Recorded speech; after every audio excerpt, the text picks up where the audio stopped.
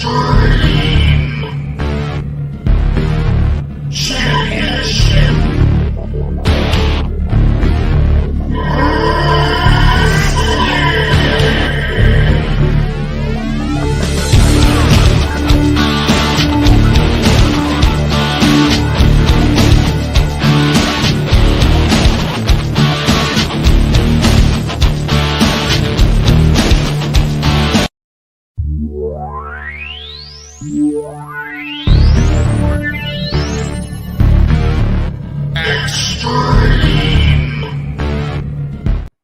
evening, everybody. This is your host, Huge Pop, from the Huge Pop Wrestling Podcast. With me is Reek and Nikki D. Our guest tonight is a 80s hair band fan. He holds the IHWE Tag Team Champion. He wrestles for many promotions, SWE and CWF. He is not a fan of the Bible Club.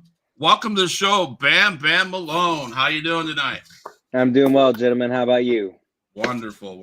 Thank you for coming aboard the Huge Pop Wrestling Podcast. I hope we don't run you off. But here we go. No, you're good, man. So talk to us about growing up as a fan of wrestling. What was that like for you? So the first vivid memory I have of wrestling is, I couldn't have been maybe 4 or 5 years old. We had a small, this will tell you how small the town was. The store was called Video and Tan. It was a video store, like a mom and pop, kind of like a Blockbuster type deal. But they also had tanning beds in the back, so you could come rent your movies and get your tan on at the same time. But I remember my parents took me in, and I saw the WrestleMania. It was the first ever triangular ladder match. And my parents let me rent the VHS tape. And I just remember instantly, I thought the guy in long green tights with the long blonde hair was the coolest dude in the entire world. And of course, it turns out to be Edge. And then I saw Jeff Hardy jump off the ladder, and I was just losing my mind. So since that day, man, I've been hooked. Nice. So who are your favorite wrestlers to watch back then? The ones you named, or are there more? Obviously, of course, Edge, and I was a diehard Jeff Hardy fan, man. I was a huge Jeff Hardy fan, and as I got a little bit older, I really got into Randy Orton, and of course, I was a John Cena fan. What kid at my age at that time wasn't a John Cena fan? But really Jeff Hardy at a younger age like that, Jeff Hardy and Edge just absolutely grabbed my attention. That's awesome. Yeah.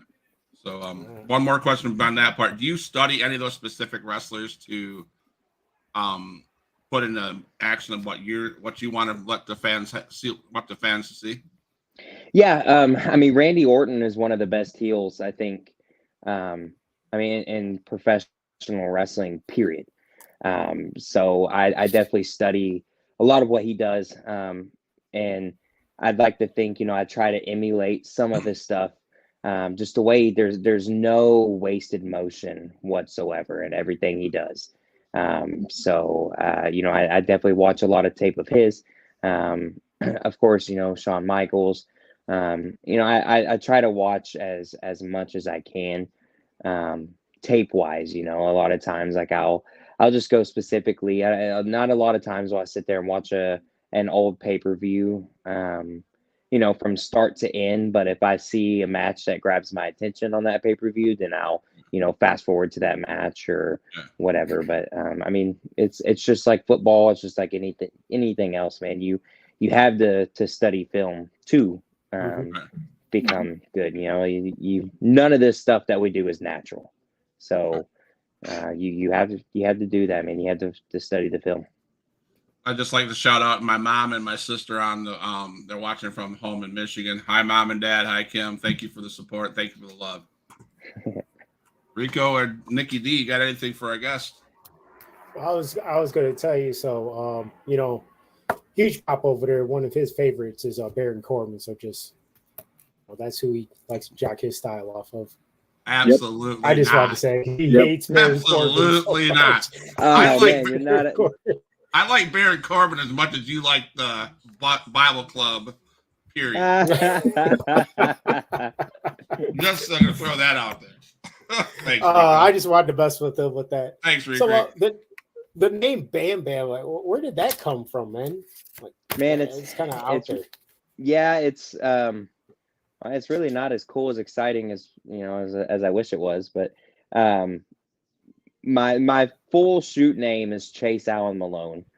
My parents for the longest time were debating between Chase or Blake. My father's middle name is Allen, so it was always going to be Allen. So if I were to be named Blake, obviously my initials Blake Allen Malone would have been Bam, and they were going to call me Bam Bam. So, as a kid growing up wrestling on trampolines with my younger brother, I was always Bam Bam Malone. Oh, I got you. Mm-hmm. Well, did you have any other sports that you probably, or anything else that you probably wanted to do in the future, or was wrestling always it? So I was huge into football. Football was my thing. From 7th and 9th grade, I played football year round. So my 7th grade year, I played for the middle school, and then I also played on a select league team during the fall. So I had 2 football seasons going on during the fall. And then once that football season was over, once fall was over, I'd also play spring select ball. And we would go play at a lot of these like college prep type schools, to where, 99% of the kids that go to these college prep schools end up with D1 offers. So we would have the coaches there. And so, yeah, I was super huge, heavy into football. And like I said, I mean, I played 5 seasons of football, 5 seasons worth of football from 7th, 8th to 9th grade. So, no, I'm sorry. That was more than that. That was between 7th and 8th grade alone. I played 5 seasons worth of football. So, I wonder why sometimes my knees and back bother me. I just turned 27. So, I've been doing this wrestling thing. It'll be 9 years in January. I still feel great, but sometimes when you do have some of the lower back pains, I wonder why. But then I realized that I played 7 seasons of football in 3 years. So, Plus all that wrestling takes a toll. Yeah, that's what I was going to say. And you've been wrestling for a while too, and it's just the wear and tear on your body. It adds up. Mm-hmm. So you said you're 27. I just turned August 27th was my birthday. So, all right, another August. Mine's the 11th. So you're a Leo. Come on. Yeah. Sorry, but I wanted to ask a question. Actually, it's you're an 80s hair fan. Yes. Did I hear Huge Pop right? You did. Mm-hmm. And it's crazy because like my oldest daughter is just a little younger than you, and she's obsessed with the 80s. Yeah. And I thought, holy cow, like you could have grew up in that era. So what made you get into that? Oh, dude, my dad. Through and through, my dad. Okay. I mean, real quick story. I was in 1st grade, and it was a school night, and one of my dad's really good buddies had a spare ticket to Kiss and Aerosmith. They were playing out here in Dallas, and somehow the word got around to me, and I threw an absolute fit. I was a pretty good kid. I never really caused scenes, nothing like that. But dude, I threw an absolute fit wanting to go to this show. And so I remember my mom and dad, I could vividly remember sitting there in a chair and seeing them talking to each other. They kind of look over and glance at me every now and then, talking to each other. And then my dad comes over and he's like, "Hey dude, look, if you go to this concert, you have to go to school tomorrow. Like no ifs, ands, or buts about it." Wow. And so sure enough, he took me to Kiss and Aerosmith when I was in 1st grade on a school night. We bought a ticket at the box office, and you best believe I was the very first one up that next morning ready for school. Sure. Yeah. So, I mean, and then just, I mean, I was the kid, and, in elementary school, I'd walk around with my single CD player and headphones and listen to my Poison Greatest Tracks hit. And, I was an athletic kid. I liked playing sports and stuff, but music is something that, has always been huge to me. So, I try to, they always say that the best characters in wrestling are representations of yourself, just turned to 12. So I'd like to think that's exactly what Bam Bam Malone is. Nice. So his entrance theme song, Nikki D, is "Look What the Cat Dragged In" by Poison. So nice. Yeah. So I like it. When I first broke in, my whole gimmick, my whole spiel was the Youth Gone Wild. So I used Youth Gone Wild by Skid Row for the longest time, and then I got to about 23, 24, and I was like, man, I've been doing this Youth Gone Wild thing since I was 18, 19. Maybe I need to maybe I need to switch something up here. Gotcha. So what's your top 5 80s hair band? I'd have to say Skid Row would probably be one. But then after that, man, I really don't. Of course, Guns N' Roses, Motley Crue, Def Leppard, and I even like LA Guns, Faster Pussycat. I just saw I saw Skid Row and Buck Cherry together the weekend of my birthday. That was my first time, which of course, it wasn't Sebastian Bach, but Skid Row was still cool.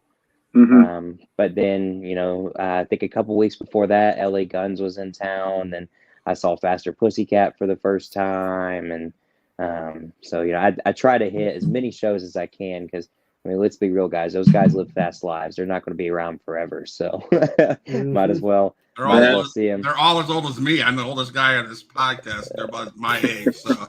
But I bet you their insides or their livers and everything are much older. I bet you that's facts. If they live that lifestyle, that's for sure.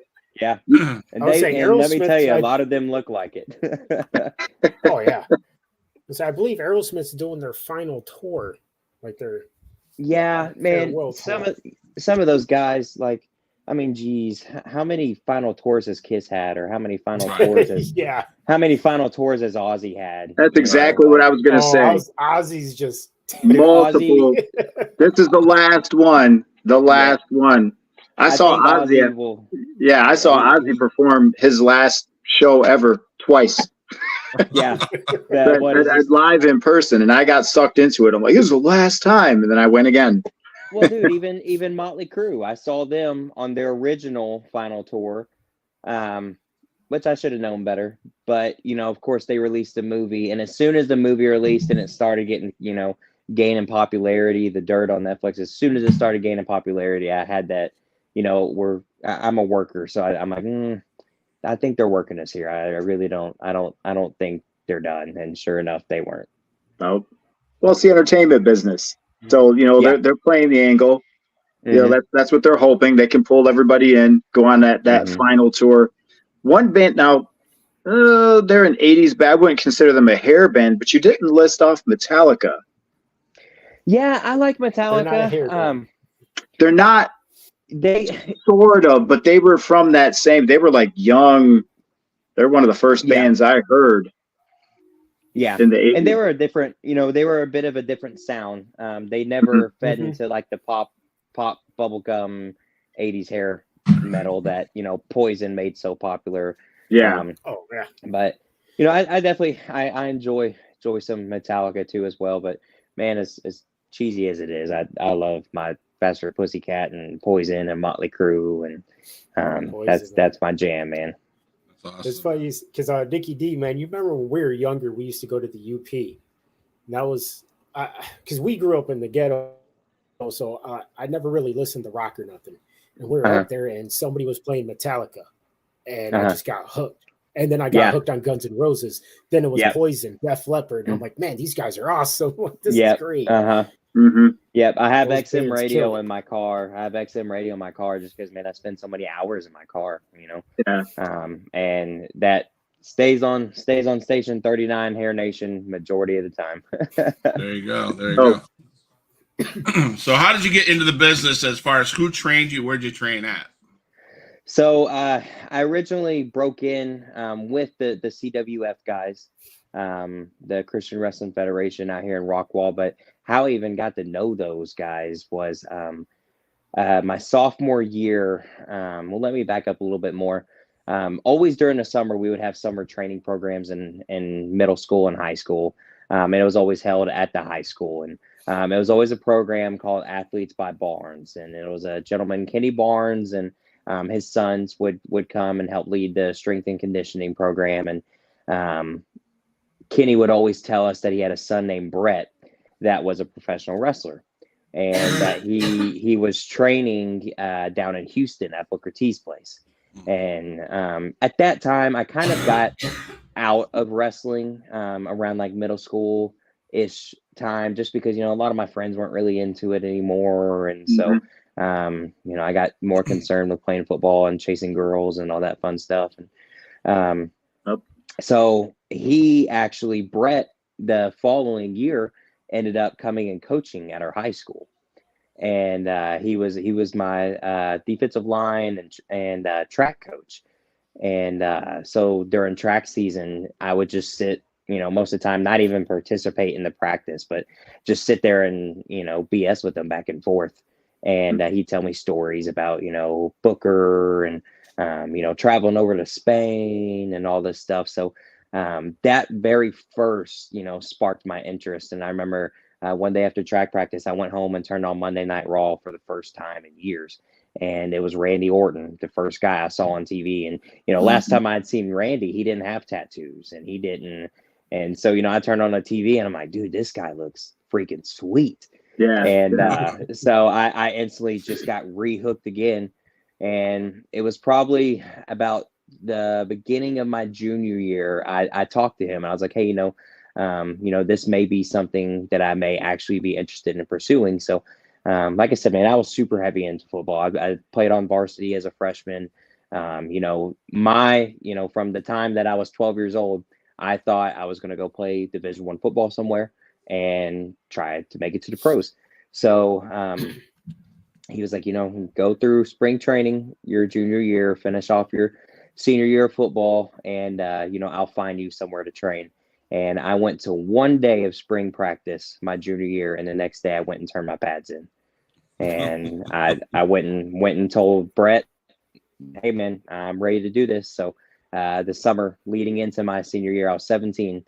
Summer leading into my senior year, he introduced me to Rob Vaughn and the guys at the CWF, because a lot of training schools won't touch you unless you're 18. So I had to bring my mom down with me and have her sign my life away. And if I broke my neck, it wasn't their fault. And I started training with those guys, and then it was really cool because Rob gave me a spare set of keys to the building.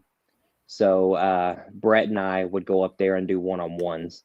And that's where I picked up a lot really fast working with him, and especially like psychology wise, working with him. Because, when you have a big group of students, it's harder to talk, nitpicky stuff like that. So I just got to sit there and pick his brain. And so, yeah, man, my high school football coach got me into all this. Nice. Wow. And you said you're from Texas, right? Yes, sir. So I'm from a suburb of Dallas, about 30 minutes east of Dallas. It's called Forney. Okay. And correct me if I'm wrong, but in Texas, everybody like bleeds football, right? Oh, dude. Yeah. It was football. I'll never forget my parents' reaction when I told them, hey guys, sorry, I turned my pads in. And, my mom was more so like, okay, if this is something you really want to pursue, pursue it. And my father, love him to death. He's the most supportive dude. He thinks my wrestling is the coolest thing in the entire world now. But when I've been so football heavy for so long, and I decide, I'm done. I think he definitely kind of questioned, what I was doing. And but now, I mean, my parents are I'm blessed with that. They're my biggest supporters in the world, man. They a lot of times they live a little further out east, so it's kind of harder for them to make some of the shows, but any of them that they can make, they try to make it. That's awesome. That's what I was going to ask you too, if there was any pushback or any like, are you crazy? Because I hear, in Michigan, football's big, but Texas is like a whole other level. Like you can see it just from the colleges, like the Division I programs, like it's football, like from there, all from high school all the way up to the pros. Yeah. So that's why I was thinking when you made that decision, that was pretty bold. That was pretty bold. And people looked at me sideways, man. I mean, I've always been a bigger kid. So at that point, my junior year when I started wrestling, I was probably, I was like 6'3", 215, 220. And, I remember walking into the head coach's office and I just had my shoulder pads and I had my helmet inside the shoulder pads and I had my pads and he just kind of looked at me sideways and I was like, hey, we need to sit down and talk. And I told him I was quitting. And when he asked why, I told him I wanted to pursue professional wrestling. And man, I thought he was going to laugh me out of his office. I really did. And, I got that from a lot of the coaches. And it was kind of weird. My senior year, you go from being super tight and cool with all the coaches and they're stopping you during passing periods and, hey, what's up, Malone? How's it going? To you walk past them in the hallway and they just pretend like you don't even exist. And I know for a fact, I even had some of my peers, kind of looked upon it weird and maybe even made fun of it behind my back. But now, they're the first ones to congratulate me every time I have an appearance on WWE. So I don't know. That's adversity right there. So I respect that. I respect that big time because that's a tough thing to do in a football state. To especially as young as you were, where you would get criticized and they would go, "You're what'd you say, 17 years old? You're 17. You don't know what you want yet. We know what you want." Yeah, and I think so many people, expected me to try it out for a little bit and then quit. And that's just not my attitude, man. Like when I sink my teeth into something, I'd sink my teeth into it, man. I'm not going to give up. I'm going to pursue it to the farthest of my capabilities, and however far that takes me, that's how far it takes me. But and I think I kind of thrive off of people doubting me, and I think that might have been a little bit of it too. And so it was pretty cool. My debut. I don't even want to say debut match. The first time I did anything, it was just a run in. I ran out and I beat up the Jesus Freak Rob Vaughn. And but it ended up falling the day of our senior homecoming dance. Oh wow! And I actually had a few of my buddies, blow off the dance to come out and watch me run out with a chair and act a fool. So I've had my core supporters from the beginning, but I've definitely had some doubters. Gotcha. Awesome. Yeah, you'll get that though. Rick. Oh, so I was going to ask you. You brought up WWE. I want to say, what was it, about October, if I'm correct, last year? I believe you were in a match, a handicap match against Braun Strowman. Yes, sir. Brian. So how did that come about? Oh, there's a picture right there. Yes, sir. Yeah, that is me, man. And I'm pretty sure if I'm reading that correctly, they said to name this team and wrong answers only. And man, I spent about 3-4 days just laughing at some of these replies. Like, I've got the Wish version of Edge. I got Adam Page comparisons. Like they tore us apart. Jim Cornette absolutely tore us apart. Wow. It was. Yeah, that guy's something else. But I had been doing last year was the first time I'd ever done any kind of extra work with WWE. And I think a couple of months before then I'd got to do something on camera for the first time, and I was just a medic. So I had 3 segments. I checked on if I'm correct, I checked on Becky Lynch. And then I had a one-on-one scene with her, and then I ran out after the main event and checked on Rey Mysterio, and or I checked on Dominic Mysterio, and man, I hate the word mark because the whole reason any of us got into any of this, you know, wrestler wise too, is because, man, we're all marks, we're all fans, right? Right. So, Sure. dude, when I'm standing in the WWE ring with Rey Mysterio in front of 20,000 people, you know, medic or not, 11-year-old me is freaking out. Right. Yeah.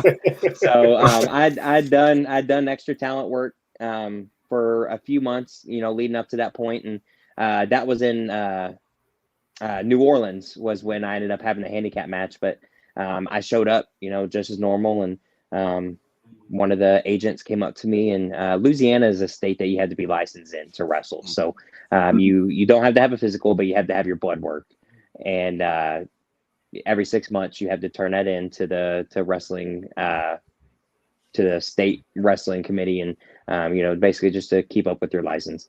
And so I knew something was up when they came up to me, and the first thing they asked me was, "Hey, you're licensed in this state, aren't you?" And, you know, "Yes, sir." And they're like, "All right, well, go through medical and let us know when you're cleared." So instantly I was like, well, you know, maybe I don't know. I didn't think I had a match. And so I go through, and nonetheless with Braun Strowman, right? So I go through medical and come out and find that same agent, and say, "Hey, you know, I'm cleared." He's like, "All right, cool. Well, you're in the handicap with Braun."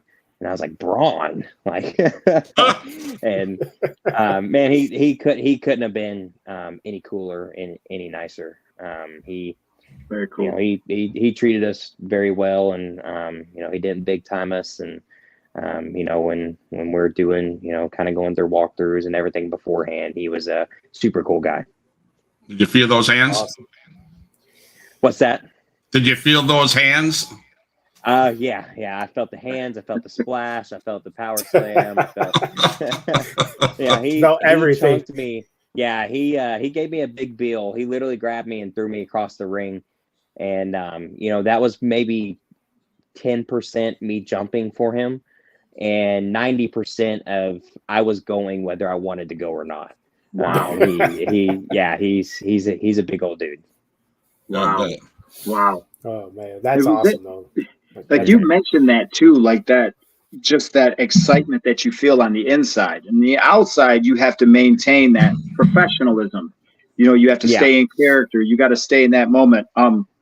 You ever feel when you were a medic, you know, with Becky Lynch, or even in that match with Braun Strowman, or whatever the case is, ever feel like you almost slipped up, or maybe like smirked, like, or Rey Mysterio, for crying out loud, you know, when you're out there like, oh my gosh.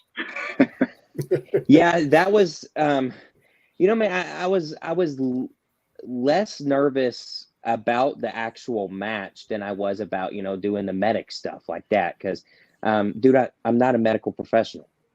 Yeah. So, you know, I am a professional wrestler. I can do that. But, you know, what am I supposed to do, you know, as a medical professional, you know?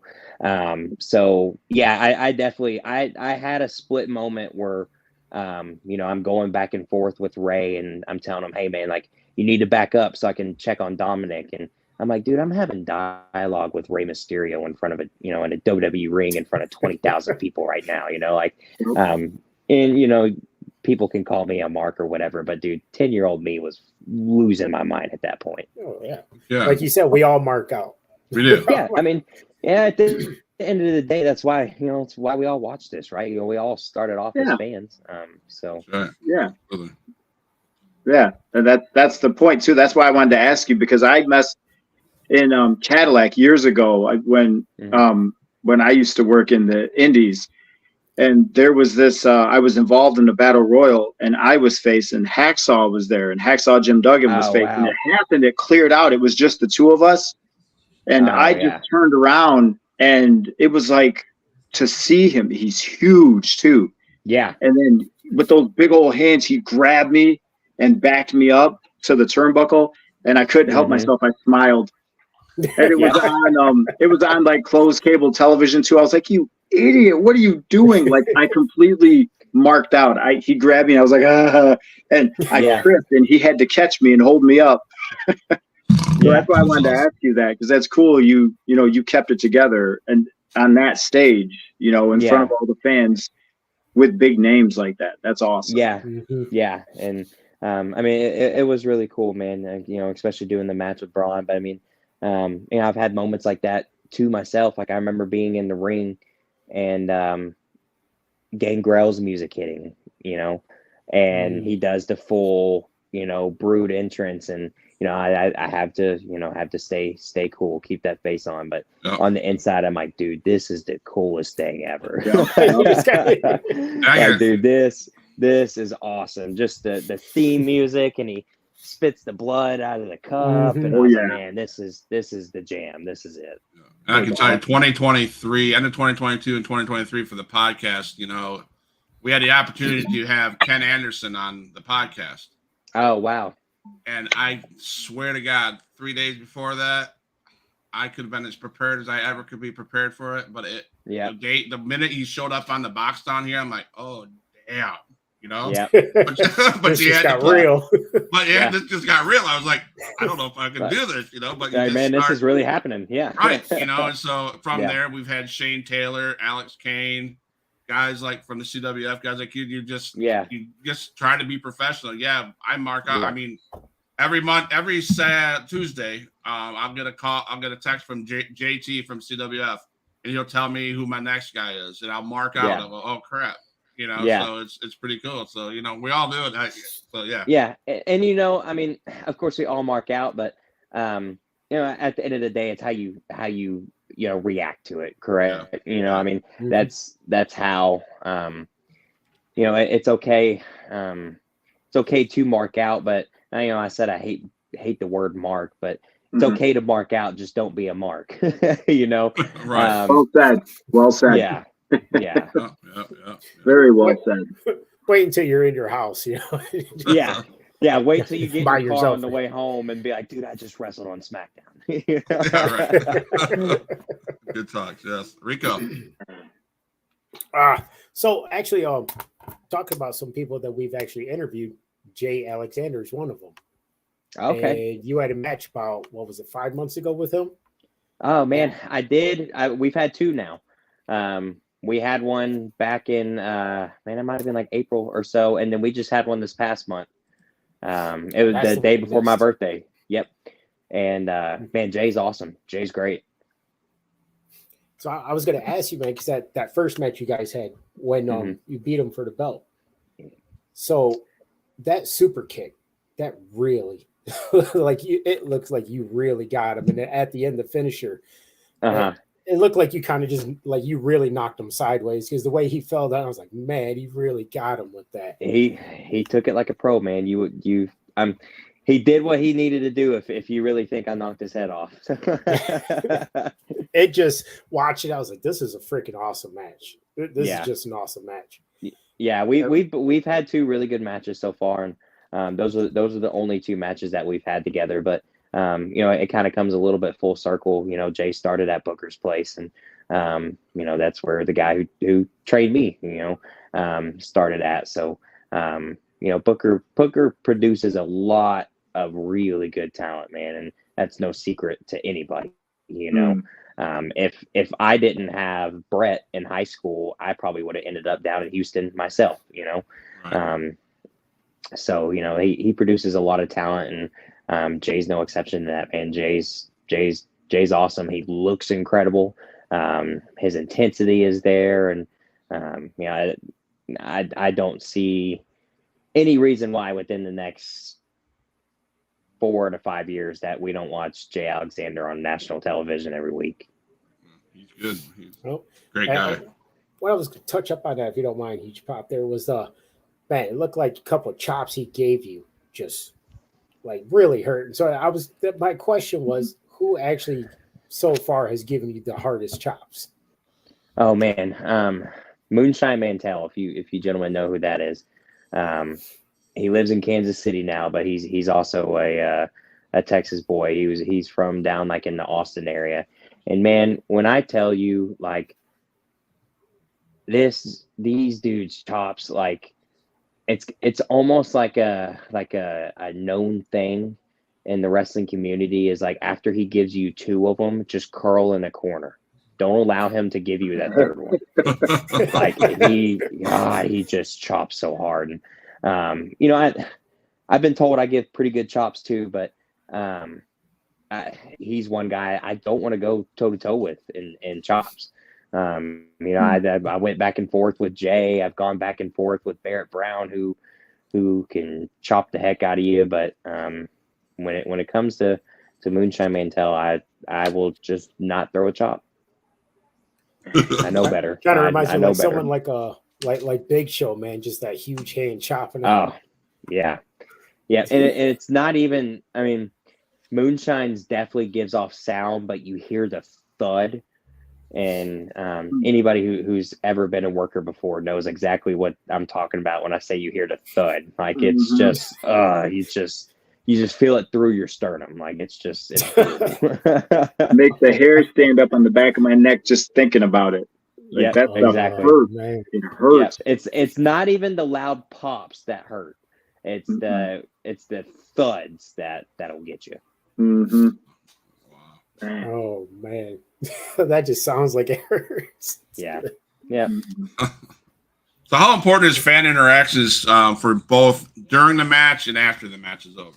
Because I know how CWF does their thing afterwards with the fans. So in the media, how important are fans to you? And I mean, man, they're the whole reason we put on these shows, right? If we had nobody coming to the shows, then none of us would be doing this. So you have to find find times to interact with the fans. And during the match, it's unquestioned. You absolutely have. They're the ones that we're telling the story to. It's not about trying to ooh and awe your friends that are behind the curtain. It's about getting that crowd reaction, getting them invested. It's I'm not telling any secret here. Wrestling is a work, and I think just about everybody knows that. But if you can get them for that split second to turn that off in their mind and just be invested in what's going on in the ring, then that is the absolute best feeling in the entire world. Absolutely. Yep. So are there any crazy fan interactions? Any things that went crazy that you... Oh man. Yeah. I've had old ladies spit on me in Tennessee. I've been followed out to my car a few times. Some wrestling fans just don't know when to turn it off. Yep. So now, last thing on the fans from my end, are the fans in a secular like SWE promotion, are they different than the ones that would come to a CWF? Yes, but we bridge that gap a lot because, and I think a lot of people, just from hearing the name CWF, Christian Wrestling Federation, I think a lot of people instantly in their mind goes, oh, well, the quality of wrestling is not going to be that good. It's just, they're not focused on the wrestling. It's not going to be a very good show.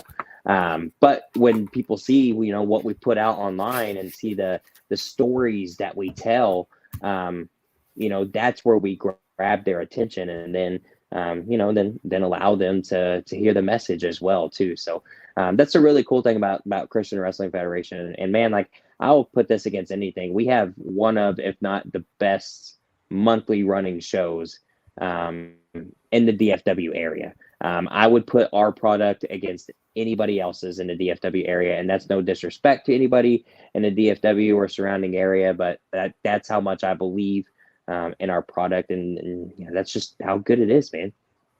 Okay. I think Rico and Nikki, I don't know if Nikki D's on board, but I think we're thinking about coming down to Rockwall on December of 2024 to be commentary at the cage match. Yeah. Come on down, boys. I'm definitely marinating on it. Definitely. Yeah, it's a good time, man. That whole show, it's a cage show. So from the first match to the main event, every single match is in the cage. So it's a different thing.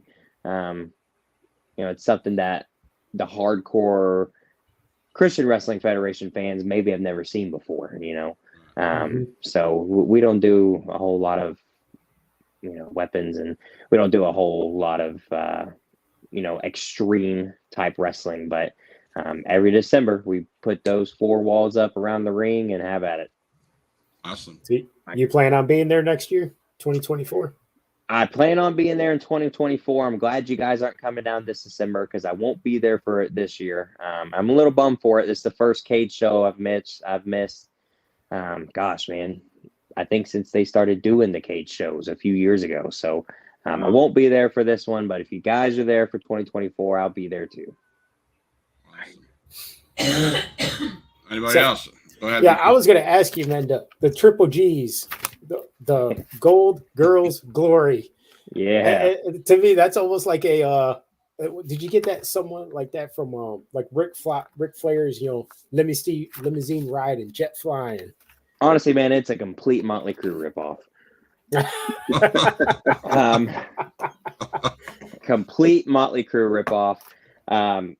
When I first broke in, I had a tag team partner, Jackson Stone, and Bam Bam Malone and Jackson Stone. We were BB and J, and one of our monikers was Gold Girls and Glory, and we were heels. We were always heels, and it's just the 3 G's of life, man. Gold, Girls, and Glory. What else do you need?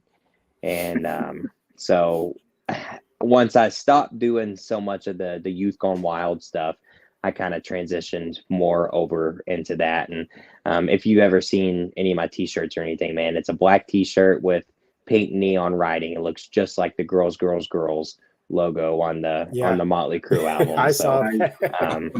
Hey, man, it may not be completely original, but it's original to wrestling. So there you go. That's awesome. There you go. I was just curious about that. I was like, that's pretty sweet, though. Yep, Gold, Girls, and Glory. I like how you have on your trunk. You got the Triple G's right there. Yep. Yeah, I have it on my tights, and then I had a couple of new pairs of trunks made where I have a black pair that has the gold writing on the back, the Gold, Girls, and Glory, and then I have a gold pair, of course, and a blue pair as well. So I'm always very colorful with the gear, man. I don't like just wearing, it seems like every independent wrestler since the beginning wears either black or red. So I try to mix it up some with my colors. There you Talking about ripping off. We one of our shirts that Nikki D's wearing is a rip off from the Usos. I mean, yeah, day one-ish, and then I have another one up here. It's the NWO HPWP for life. So it's okay. Well, it's okay to rip off. Hey, those jerks. Something tells me those jerks in the Bible Club didn't quite come up with that on their own either. So you're let's get big fits on here. Now wait. Whoa, hang on. That deserves this. Oh, man. There you go. Oh, my word. And in all seriousness, though, man, Johnny's one of my best friends in the entire world. And I remember when he came to me with that idea, I was like, man, are you sure? Because there's already so many Bullet Club ripoffs in professional wrestling, and man, I tell you what, he did it, and he's made it his own. And dude, Bible Club is over. Those kids cannot get enough of Bible Club. So you mentioned Johnny Lawless, right? Mm-hmm. Can you talk to us about when you and Johnny Lawless met? Well, no, I'm sorry. Let's go back. Can you talk about the punch that you give Johnny Lawless in that corner and the CWF promo thing that at the tail end of that, you're like smacked him really hard. Yeah, I've smacked Johnny a few times, man. Sometimes a little bit stiffer than I've meant to. I think my favorite Johnny story is we were working together at CWF one time, and I had him in a chin lock, and I whipped my hair over in front of his face to call the next spot, and he's been bald for some time. So I guess it's been a little while since he smelled shampoo and conditioner.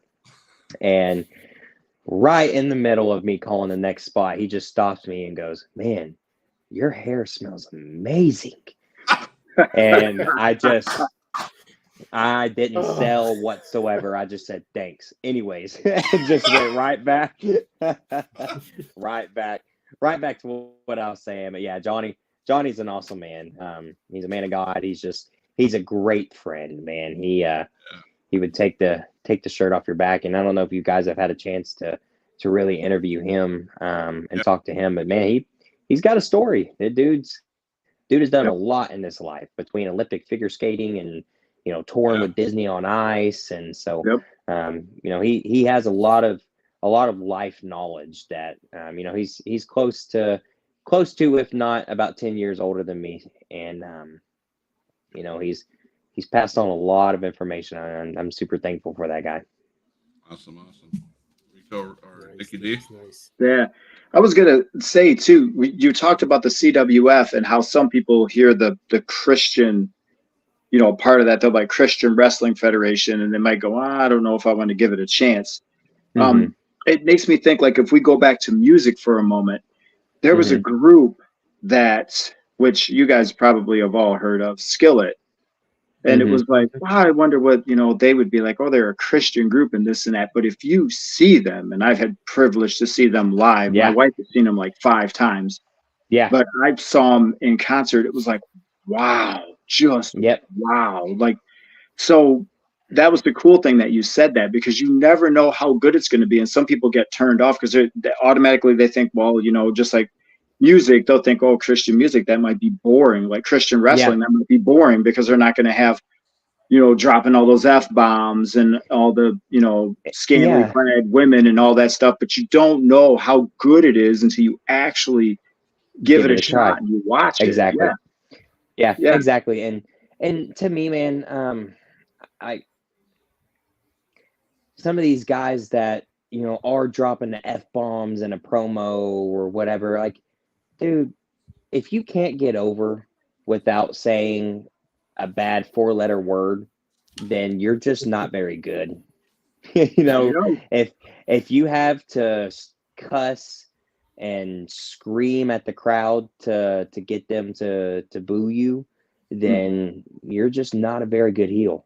And, you know, of course, starting out in the CWF, I don't think I've ever cussed in a single promo, even outside of CWF, just because, you know, you have that instilled in your head.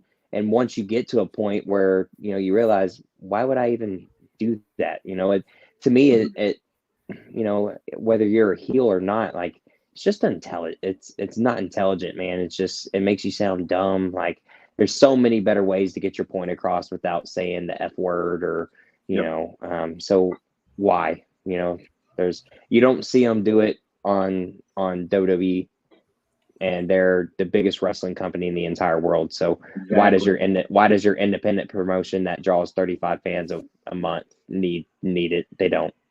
Exactly. Yeah. Yep. Cut a good promo. Yep. And a lot of times, man, that's a bigger turnoff to fans than, you know, even the thought about, you know, being preached to at a Christian show. You know, what if you take your, you know, 7, 8, 9-year-old daughter to a show, and the opening match, the dude comes out there and starts dropping F-bombs, and I'm not taking my kid back there. And I get that. I get that. My brother and I will have debates over this. You know, one of the probably the best heels in the business would probably be that everybody would say it'd be MJF. But I'd love to see MJF cut a clean promo. That's, you know what I'm saying? And I know he could. Yes. And dude, he is uber talented. I mean, obviously there's a reason he's in the position that he's in.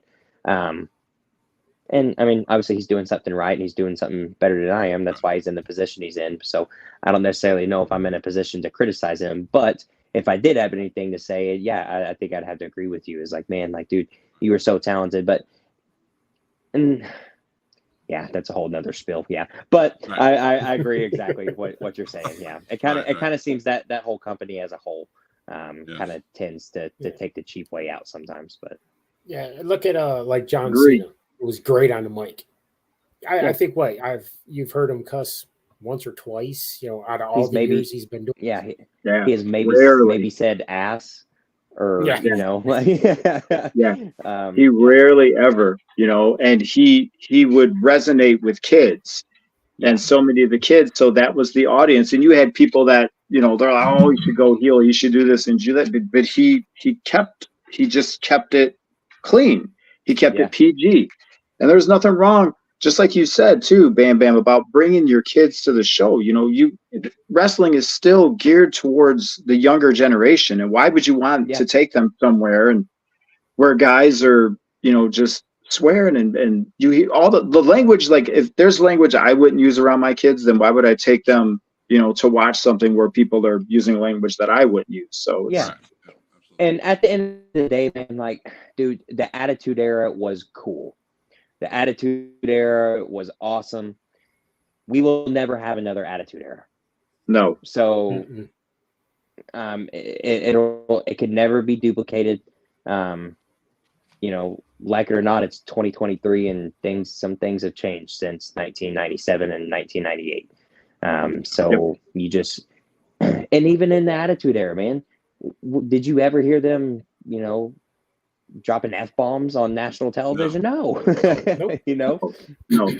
To me, people only did that. Yeah, they only did that when they were like, I hate to use the word desperate, but when they were really trying to get, I remember WCW when they were in that tight real ratings battle. You had people like Kevin Nash went on there and he started saying other choice words. And I was like, whoa, they're saying that on live TV? And all that is just a way to like shock value. They're just trying to get shock value. And that's just their way of like, okay, we're going to do this, but it doesn't last. And they do it all the time. What's that? And to me, man, so look how it worked out for them. Yeah. And to me, like it makes you seem unprofessional. It makes you seem small time. Like, it doesn't. And, and I'm going to sound hypocritical here because one of my favorite segments of all time is the DX where they read off the letter from USA Network. Oh, yes. Yes. But, everything was bleeped out. And, then again, it made sense, It wasn't just saying the F word just because you're not intelligent enough to find another word. Correct. They were going along with what was going on, and they made it funny. Exactly. The bigger picture. And remember too, in the Attitude Era, one of your crazy how good of a heel he was Kurt Angle, and Kurt Angle was basically the 80s babyface. He was the 80s babyface. Yeah. But he was a heel because it was magic. Like, it just worked so well. Yeah. But one thing I wanted to ask you a little bit ago, and we got into talking about this, but everybody has stories, okay? And you travel around, you've been all over the place, and I hear this from a lot of the people that I used to work. What is your craziest road story that you have? Oh, man. Well, maybe if you guys ever have me on an X-rated podcast, I can tell some of that. I'm just kidding.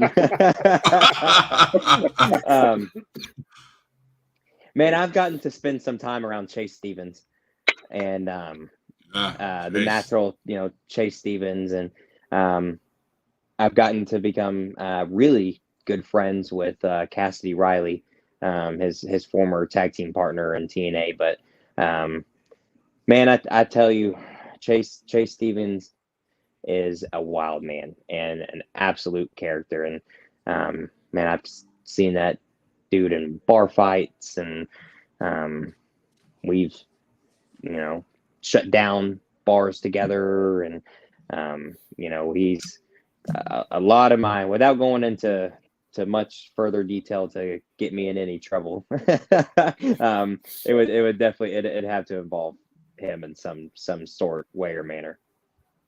Good enough. Gotcha. We'll stop it right there.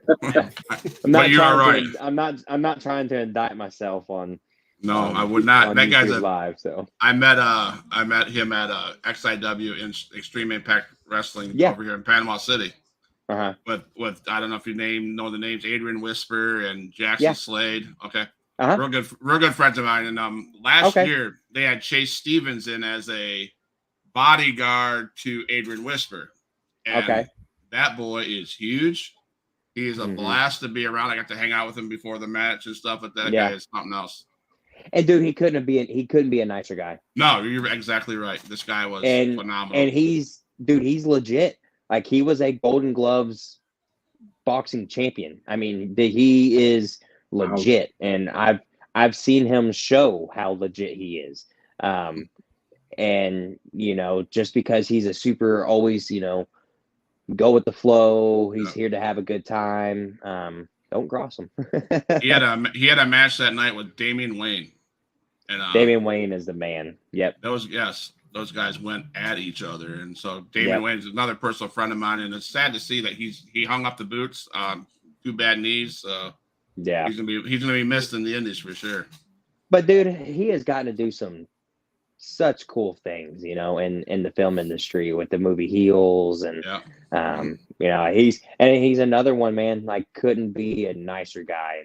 And Damian Wayne, he's a true worker. He's a true professional wrestler.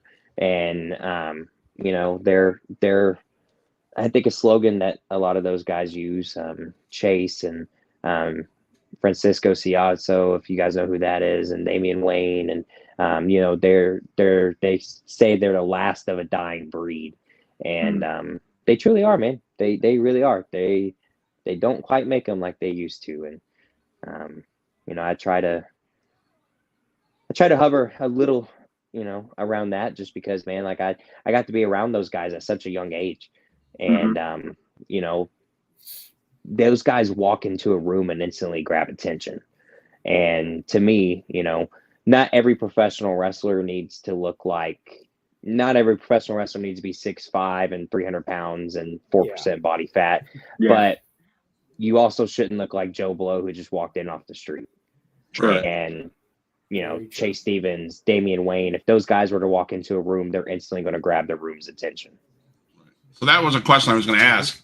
How important is it for you guys in the back to pay attention to these guys like Damian Wayne, like Chase Stevens, these vets that come in, that a lot of these indie promotions call on these big time vets, because this month, Austin Aries is going to be in Panama City and with XIW.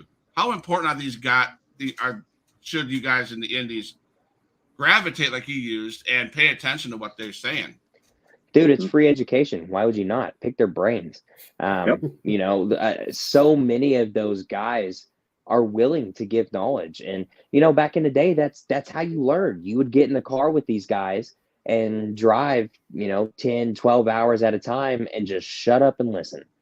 And, so many of these newer kids and newer guys just think they know everything, man. And, that's where I learned, less is more. Working with those guys, you don't have to do 47 and 450s, and you don't have to kill yourself to tell a story and get the crowd involved. And, that's something that I learned, watching Chase and Damian and watching those guys work, man, is, dude, I would go out there and murder myself and then watch them main event the place and have the place just rocking. And I maybe got, 3 claps during my match. And I'm like, well, okay, I'm doing something wrong here. So, it's just, it's free, man. Sit there and watch, talk to those guys, because 9 times out of 10, those guys are willing to talk to you back. Yep. Like you said, free knowledge. Yeah, absolutely. Rico? So, actually, I just want to ask real quick. So what's your end game? Like, is there a future organization you want to be with, like AEW, WWE, or Impact? Man, I would love to do this full time, and travel and take this to the furthest of my ability. I'd be lying if I were to say that WWE wouldn't be my ultimate goal, because I think 95% of us get into this business with that mindset. I mean, it's the biggest company in the world to work for, and it's never not going to be the biggest company in the world to work for. So they have the biggest global presence, and especially with this merger and everything that just went down, it's just going to get even bigger and faster. And so, I would absolutely love to land there one day. But honestly, man, I enjoy the heck out of this. I love it. And if I could get paid to wrestle and travel the world, then I would be one happy camper. Gotcha. Nikki? So my question is, you're young, okay? Do are you just going all the way until you make it, or do you have maybe, like, a lot of people in the business don't like to hear the plan B. Yeah. But have you ever thought of a plan B, like, okay, I'm going to push it and things start hurting or my body starts giving out and things like that? Do you have something else that maybe you have a passion for that you would do, or even that you want to do even after you make it? You go, okay, I've made it. I worked for WWE or whatever, and now I'm going to go do this. What would that thing now be? What? Yeah. I mean, I have other interests outside of wrestling too, and I think that is very important to do. Some of these guys, and I don't want this to sound like a bad thing, because it's not, but they eat, sleep, breathe professional wrestling. And yes, I could see where that can be a plus, but at the end of the day, man, this stuff ends for everybody, right? So they're going to find themselves sitting there not knowing what to do when it does end. So I have so many interests outside of professional wrestling. Like, honestly, man, like my absolute favorite sport in the entire world is motocross.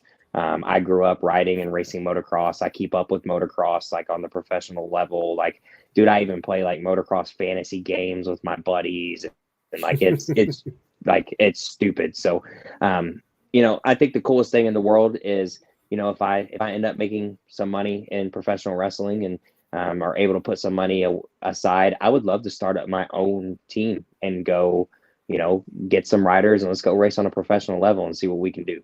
There you go. But and that's just, I've never wanted to live like a 9 to 5. I never wanted to, which there's absolutely nothing wrong with that whatsoever. I've just always seen myself doing something else, something more. And so, whether that's traveling the world wrestling or, traveling the United States, supporting a small motocross team, I don't know, man, our time on this earth is so limited. I just want to do some really cool stuff. There you go. Awesome. Positive way of looking at it, man. Yes, sir. I was told a story by JT. Maybe it can help. I'd like you to share it if you could. You had probably one of the most coolest things happen to you, in my opinion, with Johnny Lawless. You guys were in an airport and you were able to meet Scott Hall. Yeah, man. We were, and this was just a few months before he passed. We had just landed in Atlanta, and we had an atrocious day of traveling, and we were just trying to find somewhere to eat. And we were walking. There's like a little food court, and then there's a little bar in the center, and there's some like stands and just different stuff all around the little bar. And so we're just kind of scoping out, seeing, what's over there to eat. And all of a sudden from behind me, I hear, "Hey, where's that promotion out of?" And I'm wearing a Christian Wrestling Federation shirt. And so I turn around to answer the gentleman, and I just stop dead in my tracks. And I just sat there and stared at him. And Johnny does the same thing. He turns around and he goes, "Oh, we're based out of," and just stopped. And we both just sat there and looked at him, and Mr. Hall just kind of, "Hey, what's up? My name's Scott." And I was like, "Yeah, I know. Your name is Scott. You were Scott Hall." And he was sitting there with the lady, And so I assumed that, they were together, and I didn't want to, hey, it's cool to mark out, but don't be a mark, right? So I didn't want to stand there and pasteurize them. And so we kind of chit chatted with them a little bit and kind of told us what what it was about. And, we're a ministry based company in the Dallas area. And then we kind of just politely excused ourselves and, wish he had a great night. And, Johnny and I stepped back and we're standing at the table. And we're like, dude, that was Scott freaking Hall.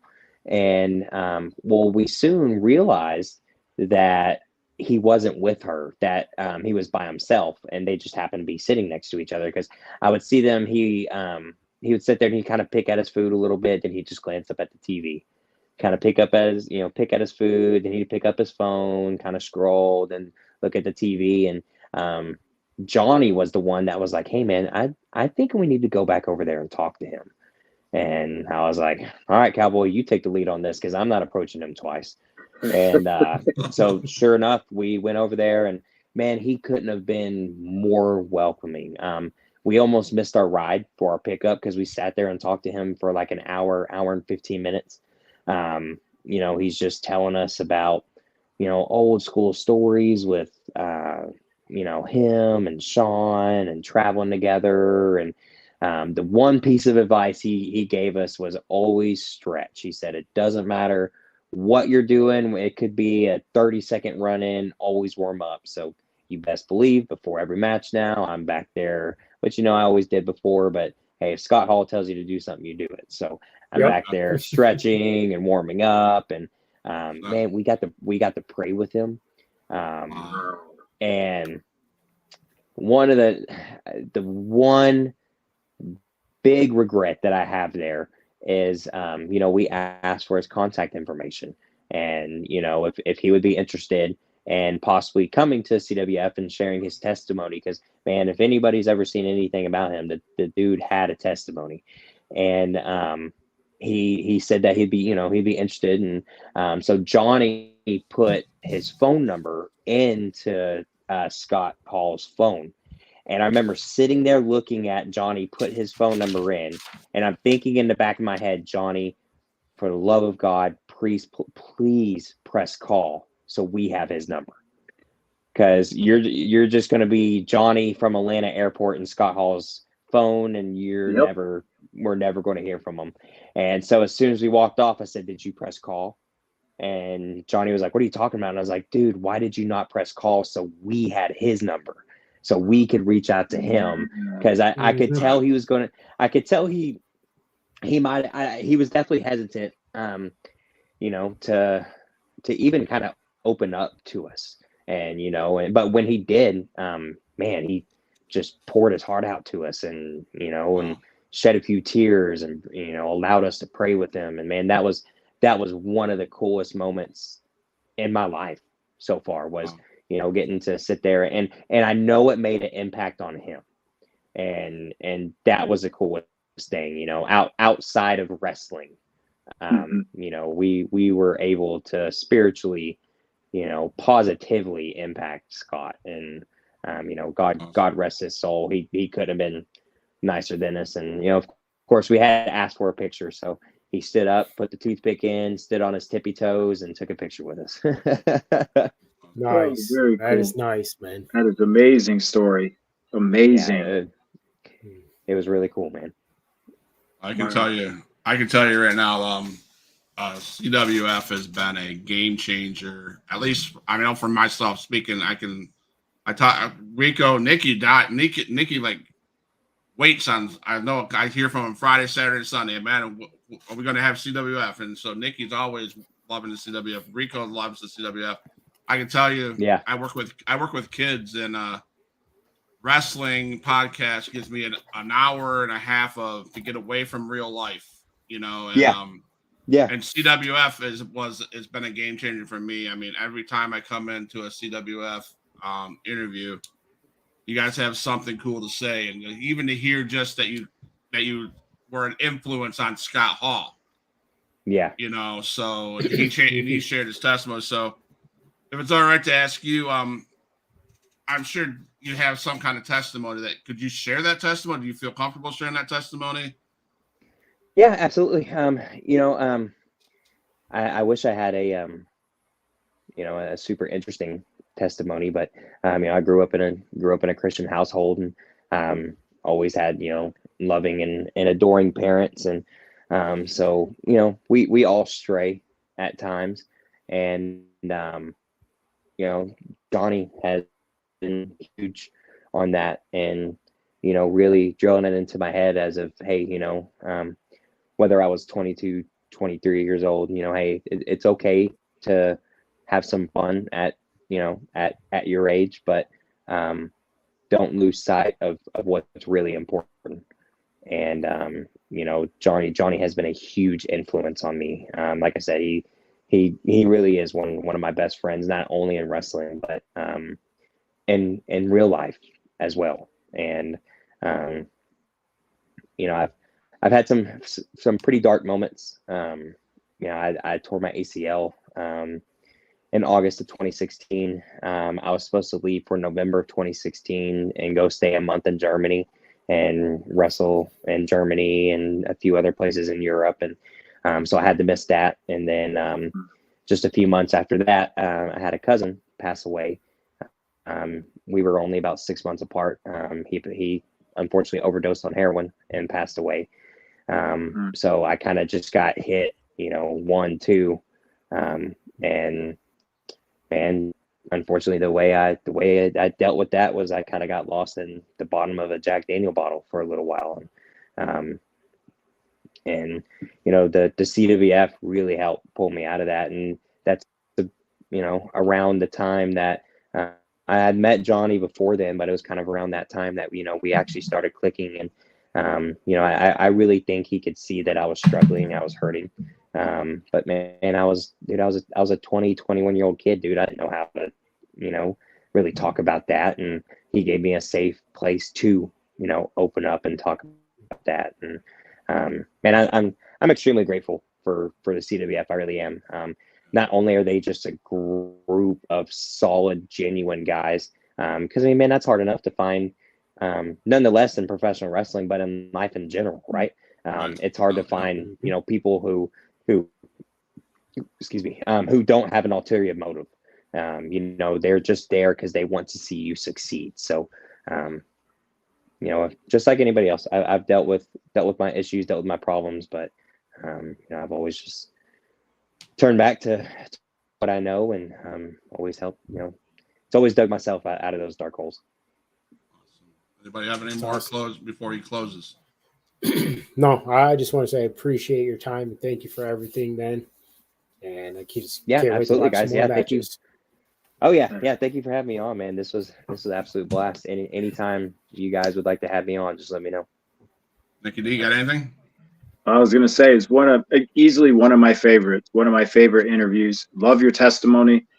And one of my favorite things, I didn't get to speak on it earlier, but when you talked about the importance of telling a story without jeopardizing your morals and your character and all those things, to me, you're one of those people that, and I know you're only 27, but you have the mind of somebody who's like old school and could actually talk to, this younger generation and say, hey, it's not about doing all these crazy spots and wrecking yourself physically. It's telling a story. You have that maturity, and it's all the things that you've gone through to get to where you are right now. So I'm just saying, I respect that a lot. I respect you. And I definitely thank you for coming on. It's awesome. I really appreciate that, man. That means a lot. Bam Bam Malone, I appreciate you taking your time out of your schedule. Again, I mimicked what Reek said and Nicky D said. Love the stories, love the testimony, loved your positivity. So what do you want the fans to know about Bam Bam? Do you have a motto of life? And is there any warnings to any of your competitors coming up that you need to let them know? Well, warnings to my competitors, hey guys, before you step in the ring, you know what I'm about. That's 3 G's of life: gold, girls, glory. And if you plan on standing in my way of any of those 3 G's, lights out. You're done. There you go. Right. Straight from Bam Bam Malone. Thank you, sir, for showing up tonight. I appreciate all the stuff you do. I appreciate your willingness to be here. And again, thank you for everything. Nikki D, Reek, Bam Bam. Just stay on. I'm going to play the closing songs. Just stay. And we'll talk to you in the lobby.